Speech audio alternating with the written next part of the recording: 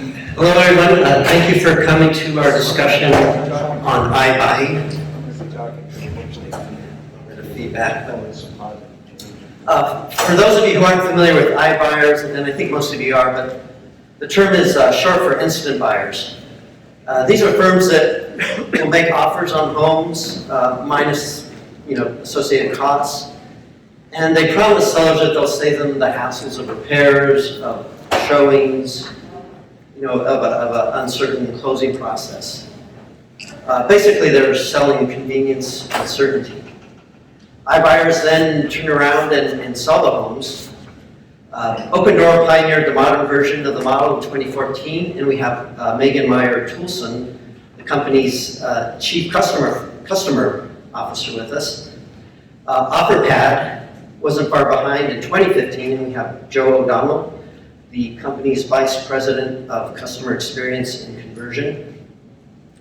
iBuyers remain a market niche, but they were growing rapidly this year.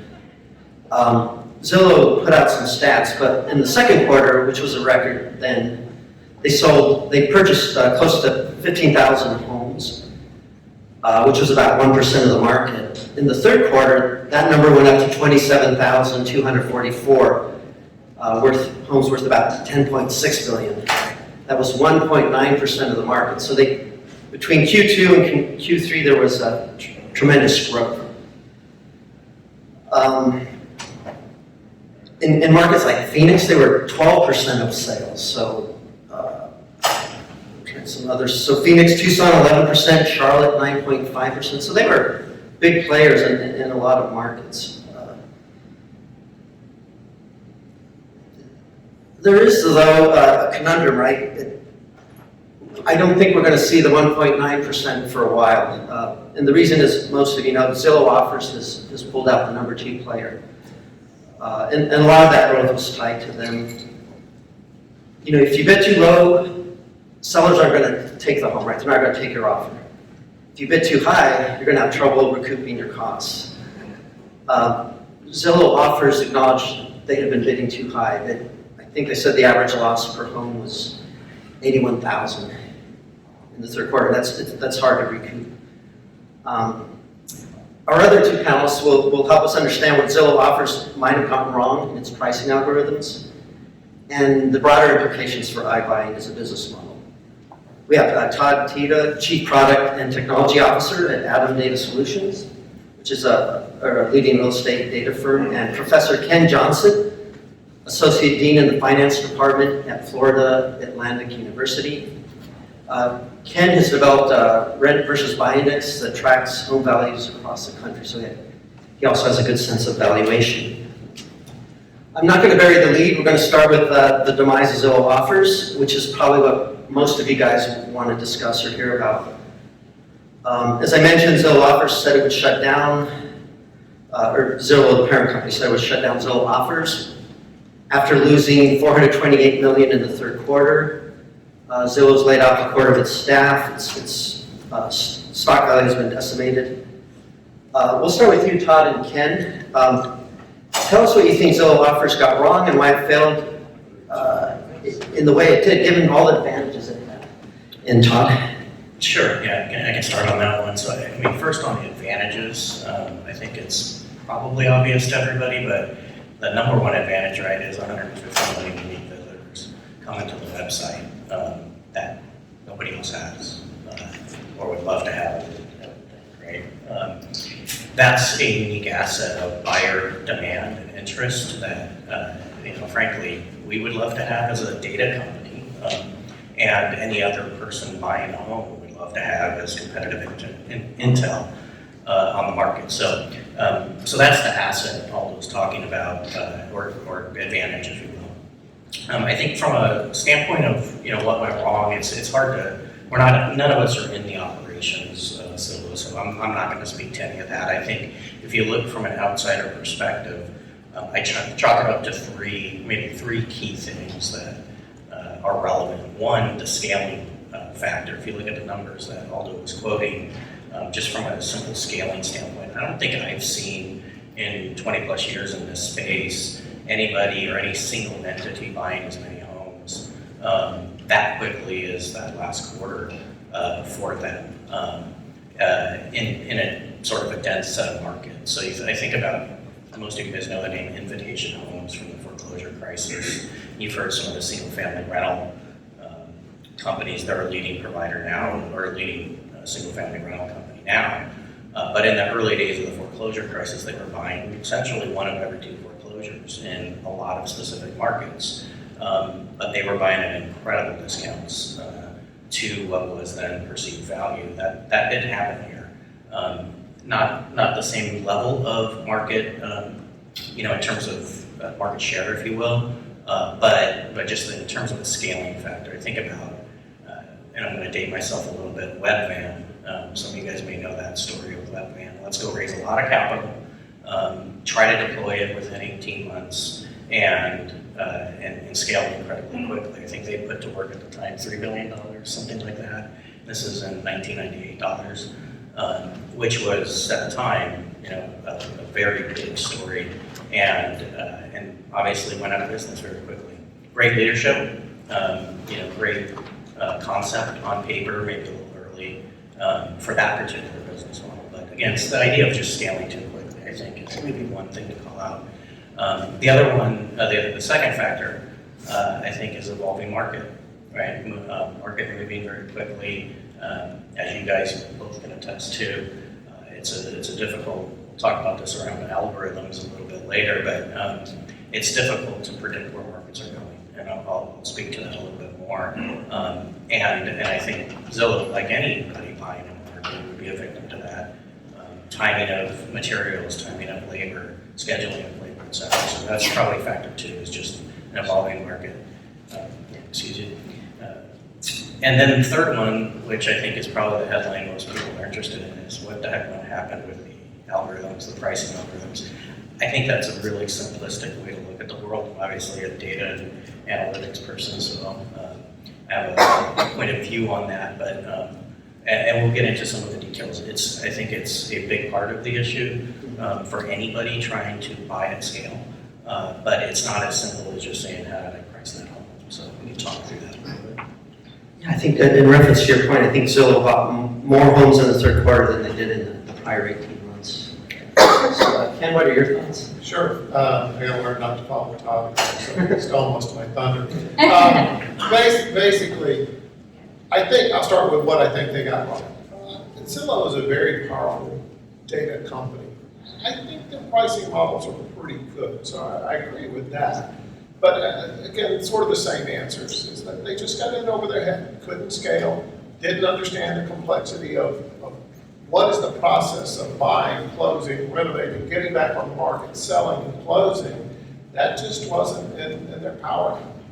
And so I think that's what took them out of the marketplace. Plus, I'm a little bit of the belief that one of the reasons they wanted to get out is they know how, they witnessed you guys and how you did as you grew in the upside of the housing cycle. So we're on the upslope of the current housing cycle. And I think their data might be telling them that we're at the current peak, or we're near a peak of the current housing cycle. And if they were going to get out, they might want to get out now, simply because how do you make money on the downside now? And we talked a lot about this, and I'm sure we'll talk about this up here today. But once the housing cycle starts down, the strategies that you have for iBuying and the process that you do will be quite a bit different, and I don't think they were ready for that. So. Thank you. Megan and Joe, your third quarter's played out differently. Can you talk a little bit about why that was and why you were on sort of a more positive trajectory? We'll start with you. Yeah, so it was a really positive third quarter for us. We were able to serve a record number of customers in terms of making their moving experience easier. Relative to Zillow, I wasn't there, so can't speak for them. But I know, for us, I've been with Opendoor for 7 years, and it's hard work. I've got a lot of gray hair under this coloring, we've been focused for that entire time period on the data models, the data assets, the operational excellence, and the custom-built system that brings it all together. into something that just buys and sells homes. That's what we're in the business to do. So it's that hard work that enabled us to have such a good Q3. Thanks. So on our side, we also had a really great third quarter, and if I were to bucket it into 4 easy buckets to kind of understand why that happened, I would say the first things are ground game. Second thing would be our people and our technology. Third thing would be our solution center, and the fourth thing would be our data and customer experience. To kind of explain what those mean, our ground game is, Brian Bear, our founder, likes to say that the easiest thing in iBuying is to buy a house. But the magic really happens on the other side of that coin, which is in the renovate and the sell side. And that's where we particularly excel. We have our own renovation crews, we control that whole process. We have the metrics and systems in place to understand what's going on to make adjustments and kind of really push into the behaviors that we know deliver the most value through the transaction. In our people and technology, we lead with our technology. We're technology forward, but we fast follow with people. Real estate still is a person-to-person experience, and we know that we can make that experience better with technology, but the sooner we can connect a person into that metric, into that table, into that living room, at that table with the customer or at their couch, the more we can help the customer in that whole process of leveraging kind of what the whole iBuying promise can deliver on. Next is the solution center. We lean really heavily into this concept of not only the iBuying side, but being able to connect people with a listing solution if the cash offer doesn't work for them. So there are some people who are like, hey, look, the market is phenomenal. I really want to see how much I can get for this. No problem, you can list with us. You can use the cash offer as a backup. And let's test the market together and let's see exactly what we can do for you. And there are some homes that we go into that, they're not necessarily market ready. Or our person goes in and says, well, you know what, I think I can get you way more money if we put in new countertops, change your appliances, and repaint. And I actually have renovation crews here. I can have this all done in the next week or two, and we can get you on the open market. We'll go ahead and invest in your home. We'll pay for those services. We'll leverage our wholesale pricing. On the back end, when we sell for more money, we'll just take that out of the profit. And you'll still walk away with more. And if at any point you decide none of this is working for you, you've got our cash offer. So we really try to lean into these solutions to understand what's happening for the customer, what's important for them, what do they need to do. Laying on top of that is the data that we're able to gain from the digitization of an experience that has been totally offline. This is like the last frontier. As someone who's kind of cut his teeth in the online world, this is like juicy to get a hold of because it's so much data. And there's so many things that you can add value in, and once you understand it and you're able to kind of put it into a system to figure out the trends that are happening, you're able to not only improve it, you're able, and I mean improve it for the customer, but optimize it for the business. So that's really why our third quarter was so strong. Okay, thank you. Todd, we'll get back to the issue of pricing. One analyst, Mike Del Prete from University of Colorado, called it called Zillow offers failure, basically catastrophic pricing failures is how he described it. And that they were too reliant on estimates. You guys have some insights into valuations. Can you talk about why is it so hard to get pricing right on the level of the individual home? Many companies have been trying to do this for years. There are all kinds of models out there.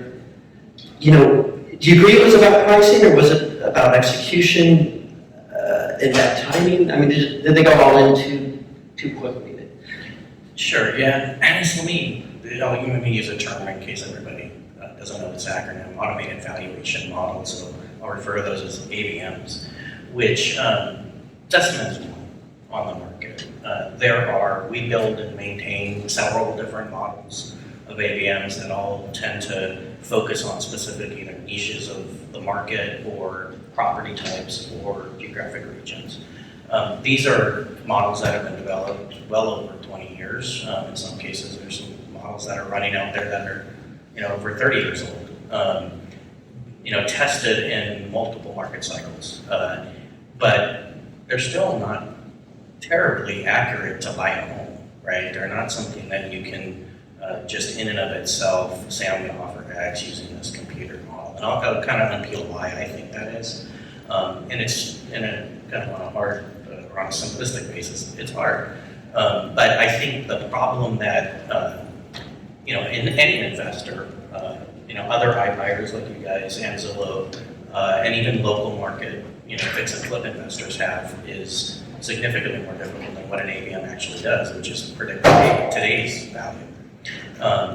The problem for investing, short-term investing, or regardless of your monetization model, whether it's attaching services like title and escrow to it, or actually making money on the home itself, or creating value through rehabbing, like the solution center that Joe described. Regardless of that, you still kind of have to work on three different problems. One is actually forward-looking. It's forecasting what's the price of that home going to be in, say, 3 to 6 months, whatever your hold period might be.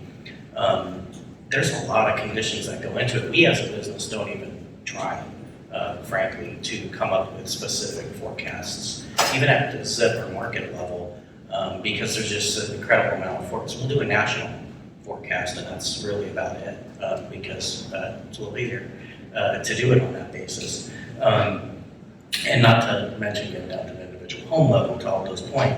So forecasting just has a lot of factors in it, time, market conditions.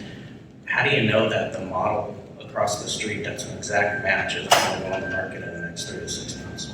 I don't know anybody that has that kind of intel accurately that would rely on that data to make a decision going out, say, 6 months. So forecasting would be the first problem that you have to solve. The second problem you have to solve is how much do I put into it? What's the rehab, investment that I'm going to make? What's a smart investment to make? And what's the time involved? As you guys know, this is a pretty unique market in that regard, right? Because small or even large investors aren't able to get staff. General contractors are prioritizing larger players in a lot of ways. Even small and local home builders are having a hard time getting staff. Even though they actually have existing lots to go build on, those general contractors or subcontractors are willing to work with larger builders that have more long-term certainty for them. So there's just a lot of factors in this question of how much do I put into the home, and what that discount I should net present value out of the price of the home to accommodate for that. So that's problem 2. Problem 3 to me is actually the price of the home today, the value of the home today. That's probably, frankly, the easiest and most mature study area of the question. But it's still really hard. And I would suggest just one aspect of that that's impossible to really measure, or very difficult to measure, is condition. That alone is a variable that makes a home swing in value, upwards of $10,000 to $50,000 in any particular market. And more, obviously, I'm using a sweet spot in the market. And that third question is just that question around condition alone. It impacts current value, as well as that second rehab question. But and that's hard, and there's no ready data set that says here's exactly what the kitchen cabinet hinges operate like in a particular home. But most turnkey buyers want kitchen cabinets to be hinges to be fixed. So I don't have that data set. I don't know anybody else that has that. And this probably speaks to what we might talk about later, which is where do things go in this algorithm area. I'll speak a little bit to some of the things that are being done in that space. But I think that third leg of what's the current price is very condition dependent. That's a difficult thing to make an algorithm out of. So that's probably the third. Thanks. And Ken, we were talking earlier, but at the start of the pandemic, I don't think anyone was predicting 20% gains or 18, with some of the case Schiller indices are showing. But and I think your models are showing that we're extremely, not just overvalued, but extremely overvalued in several markets. Could you discuss a little bit what's contributing to that run-up? Why things didn't play the way we kind of expected, and then odds of a correction, and then if we do get a correction, on some level, does this model work? I'll slowly unwrap that.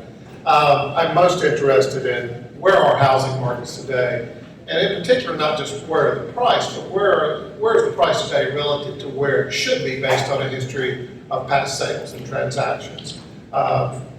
Case-Shiller, you can look at Case-Shiller, it does 20 cities, you could only see, well, this is where the price is today, this is where it was in the past, so you can calculate appreciation. That's very, very important. But nobody's really looking at our markets over or underpriced relative to a history of pricing, and so we've built some basic models on that. So, but to get to the question of, how accurate was Zillow, or what's the likelihood of a crash? I don't think the likelihood of a crash is high now, not compared to the relative size of what happened last time around, simply because of a couple of areas. Number one, there's an extreme shortage of units. And I get tickled about how we measure available housing stock. It's literally how many rooms can people live in, either renting or ownership. And we're not producing enough of either of those two. So in an odd kind of way, that's very helpful to support pricing. So that's one thing that will stop us from crashing so dramatically.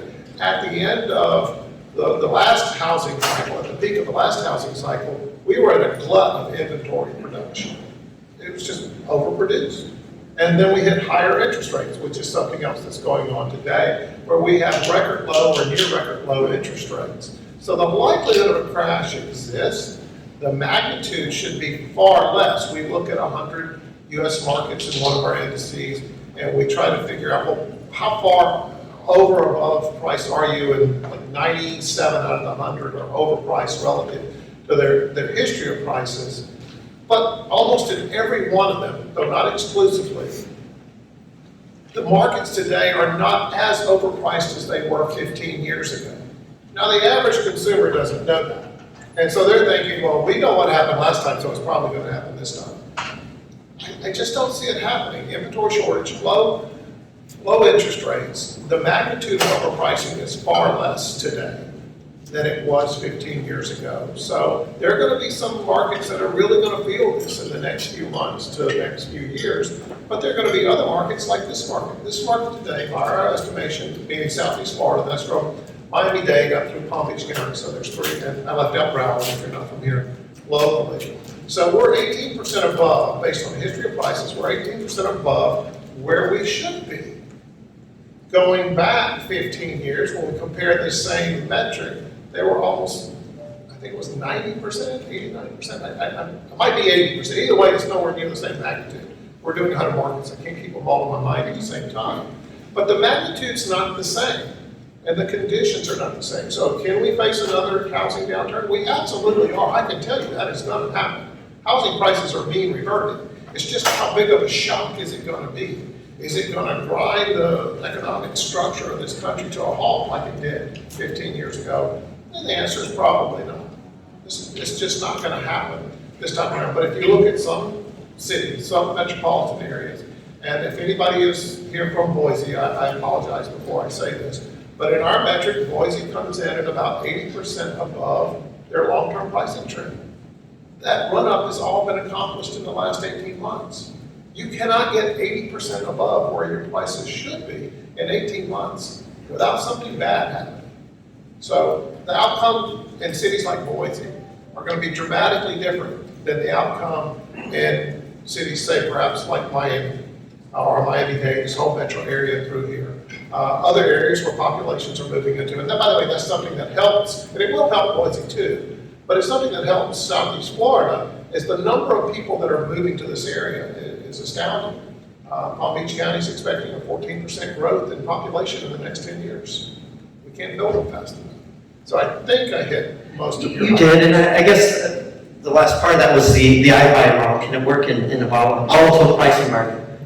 So Joe and I, we were all talking beforehand, and we honestly did not know each other before today, and we kind of all agree. And I've seen this model, and in the interest of disclosure, prior to becoming an academic, I was a real estate broker for 12 years, and I practiced something like iBuy. And I'm telling you that it's your operations will be different, but iBuy will probably prosper more in a down market. You might be in a buy and hold situation a little bit more. but I think they're gonna be in high demand. So this is a model that works on the up cycle, on the upside of the housing cycle, and on the downside.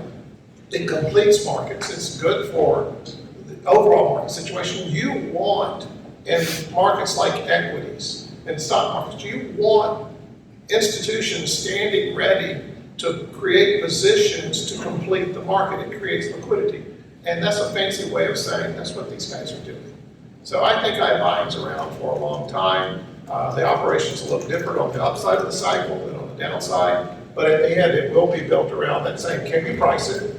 Can you buy at a margin that's reasonable and puts the buyer in a fair situation?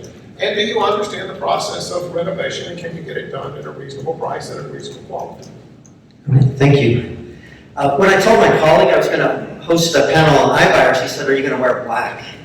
I decided to wear gray, so things don't seem so clear cut.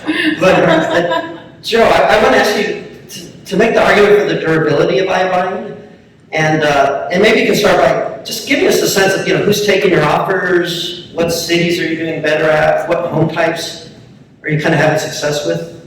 Just remind us of the value proposition, and then Megan, I'll ask you the same. Okay, well, first, I think your jacket's great. Second, to your friend, black is always in season and it always makes you look thin, so you can't go wrong.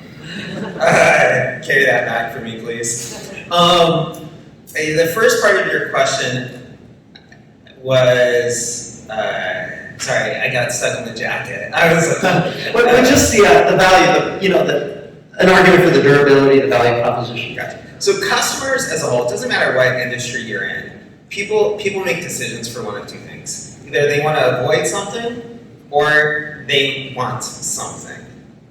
And so this whole solution is built around that I want to avoid the pain of selling the old way, and or I want to just make this happen fast, and I want a great price. I have to laugh a little bit because I know that the title of this panel is like, iBuying. The trend continues. And it makes me think of like 20 years ago when people were like, e-commerce, will it continue? The trend of online shopping. And now we just call it shopping. Where this is that conversation today.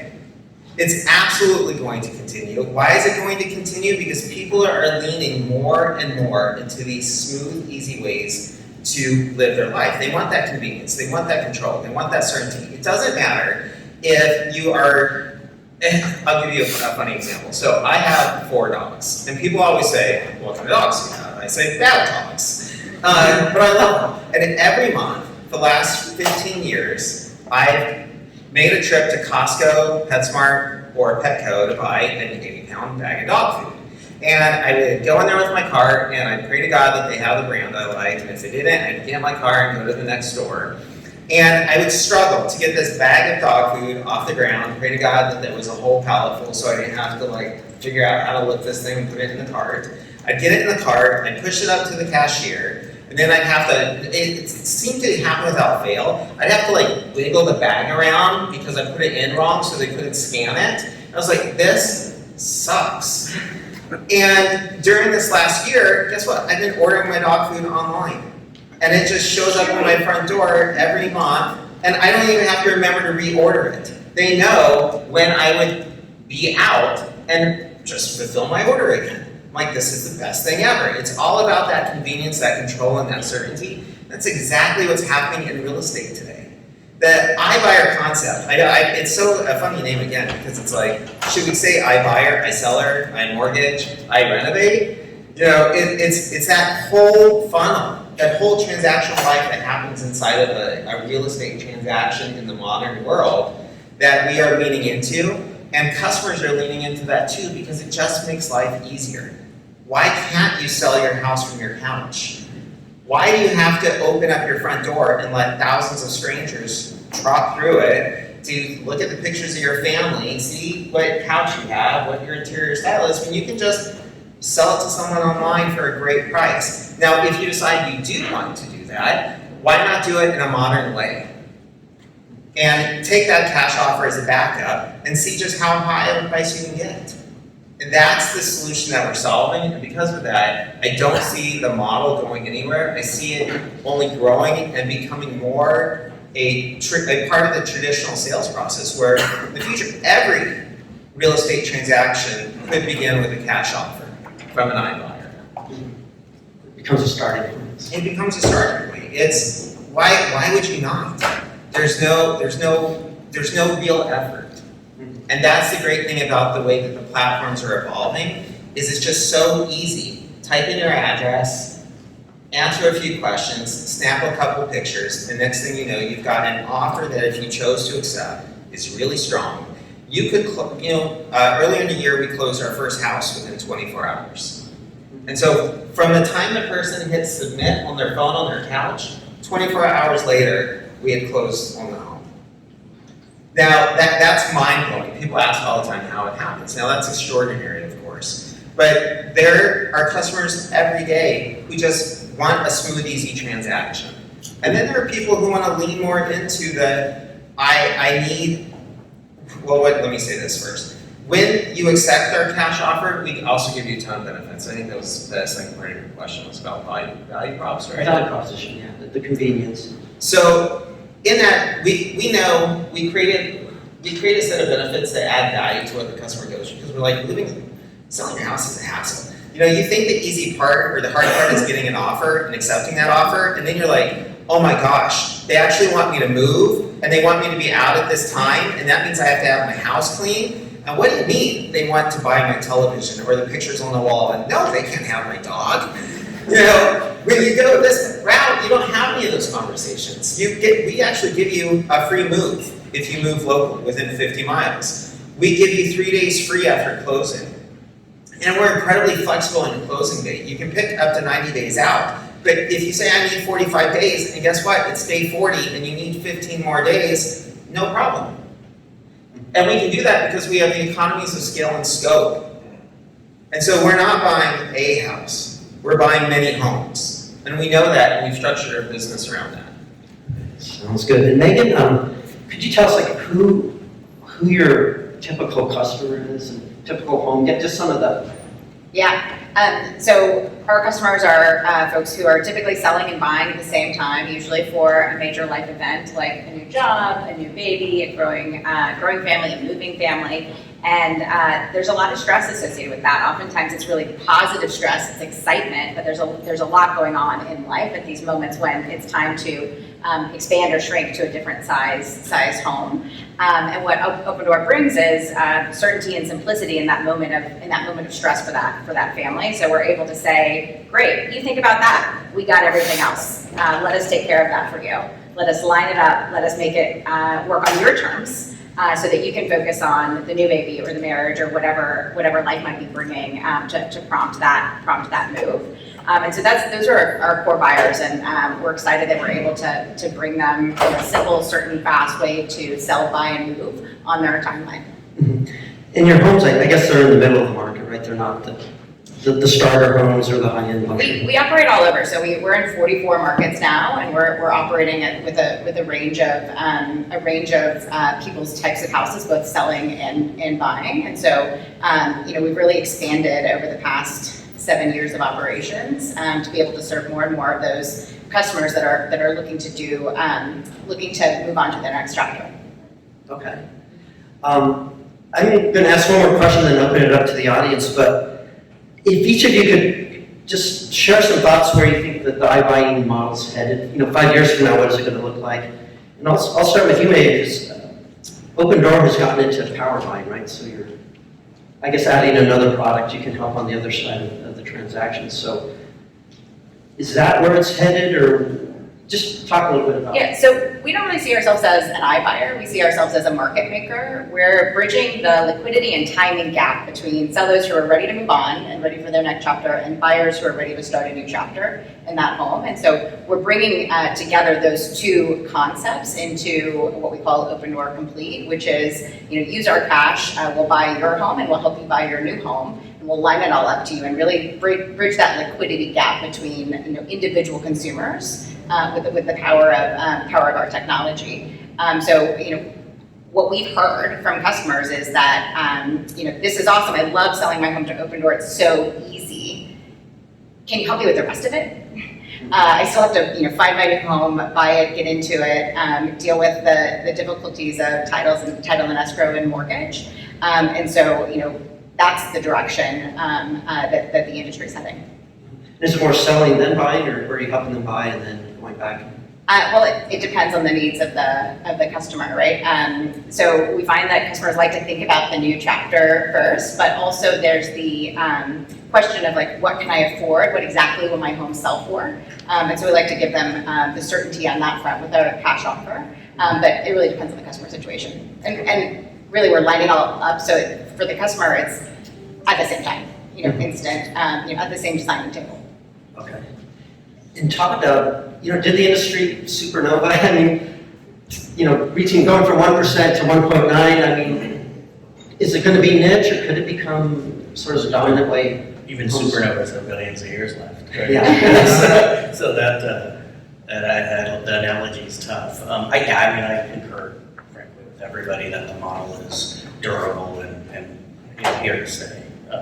I don't have any question. I think it's more and more customer needs, to make its point, will be getting solved over time. Both, and I like to think of it, there's a different set of needs that sellers have than buyers have. Megan alluded to this, but that'll be interesting to see how that plays out. If the solutions to me seem more interesting on the buy side. The frankly sexier to probably everybody in the room too, right? Because it's more personal. But sellers are very practical, have very practical, pragmatic, and emotional needs for the most part. I won't say that universally, but there's a very pragmatic need being solved there. On the buy side, I find the whole remote showing and the fact that most of the homes, not all of the homes, tend to be vacant and clean and turnkey as a very compelling buyer need. And I have an opinion that the pandemic actually made the model even more appealing to buyers. I spoke to a number of buyers over the last 2 years who said, I don't want to go in somebody's home that's still living there. That sounds crazy. Not to mention all the disclosures and signatures that you had to put in place just to be able to do that. In California, I'm in Southern California, it was almost, you have to give blood to go look at a home for a couple of months there. Not anymore, but for a couple of months it was like that. And then I'll speak to the operating side of it, the business side of it a little bit. It's what I said earlier. I think it's just increased maturity in the technology models that drive this, more seamless customer experience, and heavy investment there. To me, that's what's distinguishing you two guys heavily in the marketplace against, say, maybe a local fix and flip investor who solves some of the same problems for buyers that you guys solve. And bridge investors or bridge lenders on the buyer side. I could today go to a bridge lender in my local market and solve the liquidity issue, but I'm paid through the nose for it, and I've got nothing else from them. They look at me as a checkbook. So I think it's those on the business model side, it's that, and then on the technology side, just investing heavily in better valuation. And on that, like I said, the condition question is an area that I think most anybody really wants to solve.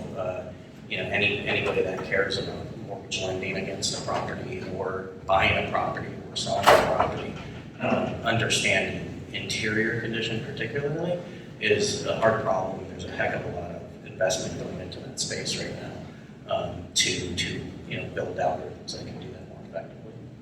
Thanks. And Joe, any lessons learned from the pandemic, or Amazon changed, right? It started with books and got into a lot more products. How's it going to change? Where do you see it going? It's funny that you said that, because I was listening to some radio show this morning. It was actually a podcast, and they said that next year the iPod is going to be 21 years old. And I was like, oh, I should buy the drink. But I'm like, do iPods still exist? And the answer to that, I went and looked, is yes. You can still buy them on Apple's website. They're just not up front. You have to go into like music and then click in and you can find it. I was like, well, what problem is this solving? And I guess people sometimes when they give their kids a device that's not a phone, that they can listen to music. So that I thought was particularly poignant in this conversation because here's this device that when it first came out, we were all like, wow, this is so cool. This is something. And now it's just on our phones. It's just part of our everyday experience of how we listen to music, how we engage with content. And we leaned into that. We aggressively adopted that. And when I think about what's happening in the consumer today, what happened over the pandemic is that you had people who had jobs that were like, you can never ever work at home. In fact, if you work at home, you won't be successful and the business will close. And guess what? They started working at home and the business is incredibly successful. Why? Because they started using technologies and systems that they had never done before. And all of a sudden they were like, wow, this is really easy. Wow, this is really easy. I wonder what else is really easy. This. We are the next step in that. The momentum is behind us to push us forward. How we evolve is yet to be seen. We will evolve and it will definitely probably ebb and awe. But it is going to be really related on making sure that we're upfront with the customer in that experience, trying to make it as easy as possible for them to sell their home and, as Megan said, move into their next house. Thank you. And Ken, your thoughts on the future? Sure. So one of the things I think you'll see, and we'll pass through the top of the housing cycle sometime soon. If I knew exactly when that was, I would own an island. It's called Australia. So I can't. I'm an economist, I can only do so much. So what I think you'll see different from the iBuying platforms is they're buying on the upside of the housing cycle now. So prices go up, you buy, prices go up, you sell at a higher price. What happens when you're on the downside of the cycle, and how dramatic is that down slope, is your model's going to be different. So I think one of the changes that we're going to see in the next few years is that the iBuying platforms will become one of the largest property management outfits, or some of the largest property management outfits in the country. Because what you're going to have to do is buy and hold. You're going to buy, renovate, and hold, and while you're holding, you're not going to let the property sit vacant. You're going to manage and rent the property. So I think they will change their model. I see a little apprehension here, but I think the model will be changed and that they'll learn that in order to facilitate the transaction, I might have to hold the property for some amount of time. And while doing that, we're going to be renting that property to folks. And I think that's what will look tremendously different in the model in the future. Thank you. I'll open it up to the audience. Michael? Yeah, so pre-COVID 2019, the fastest growing sector of investment for venture capital was the prop tech industry. About $25 billion was plowed into that sector. A lot of it was going to companies that were working on the automation of the transaction itself, blockchain, smart contracts, the Holy Grail, all of it, tokenization of real estate assets. So are you guys thinking about the real next generation beyond iBuyer is the tokenization of a real estate asset where it can be traded on an exchange, the digitalization of the whole transaction, or tokenized real estate assets are traded in your models? So I will tell you that our team walks in every day and says, how can we think differently about what we're doing? How that manifests itself as a public company, I'm now no longer to say out loud, they may be signing blood, but I will tell you every day we come in and we go, wouldn't it be cool if X? What if we did Y? Can we test it? In fact, so much of my world is A/B testing. And if you're not familiar with that concept, it's literally displaying different experiences to people online and seeing what do they click?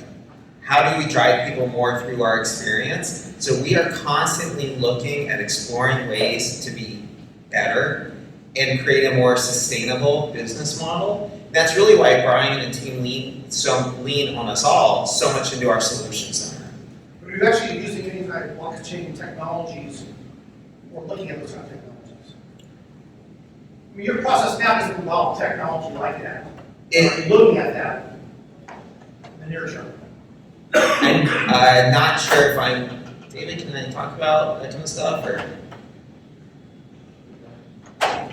Yeah, no, sorry, David works with me on our PR and media team, so he's helping me understand, like, we just went public, earlier this year, and so as a person who loves to share things, my poor family, I was constantly saying everything at the table I shouldn't. We're definitely exploring as many ways as we can to kind of integrate new technologies. It's one of the reasons our leadership team are real estate operations experts. It's where they grew up. It's what they love. They went out and they've hired a lot of other people, someone like me, to come and say, hey, in hospitality and travel, this is how we think about the experience a person goes through. This is a beautiful hotel, absolutely beautiful. And the only difference between a 4- and 5-star hotel, it's not the bed, it's not the sheets, it's not the blankets, it's not the soap.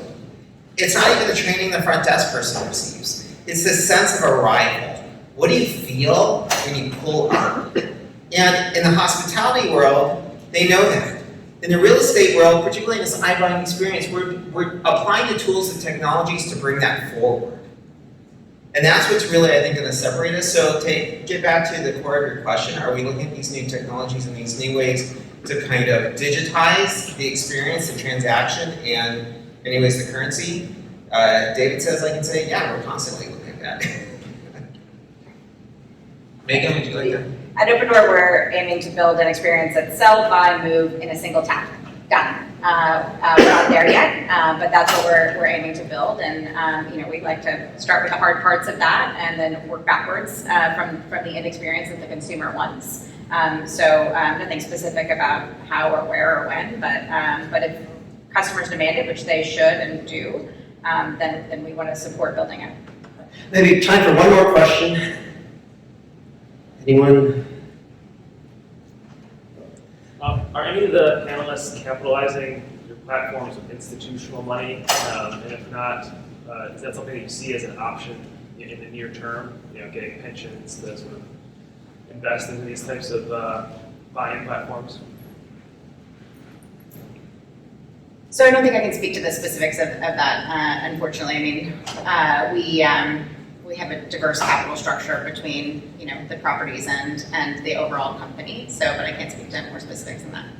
I'd be over my skis. And I do not have any insight into that area either. They're publicly traded. These things are all on the table and options for them.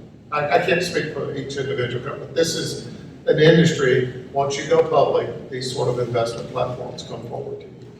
They won't have to seek them out.